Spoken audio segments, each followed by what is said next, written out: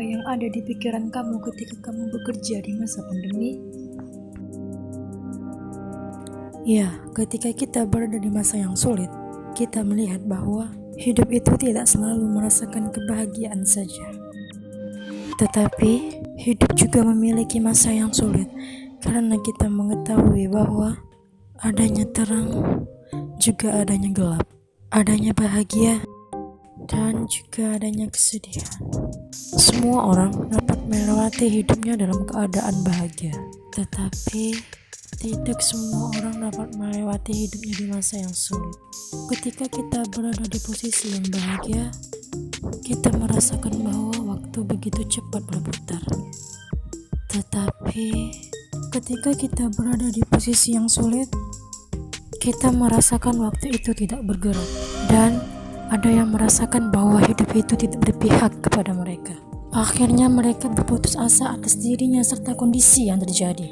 Ketika COVID mewabah, banyak permasalahan yang terjadi di dunia kerja. Adanya hak karyawan yang belum terbayarkan, serta kondisi psikologi, emosional, cemas dalam memenuhi kebutuhan. Oleh karena itu, kita harus menanamkan sikap-sikap yang mampu menenangkan serta menguatkan diri kita dalam kondisi ini. Yang perlu kita lakukan adalah positive thinking.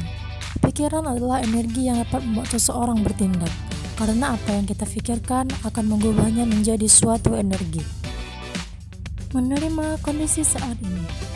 Ketika kita mampu menerima keadaan tersulit pada diri kita, percayalah, di setiap kesulitan pasti akan ada kemudahan. Ketika seseorang mampu menerima dirinya serta kondisi saat ini, maka ini akan menimbulkan hal yang positif dan dapat menunjukkan ide kreatif dari orang tersebut. Berpikir kreatif.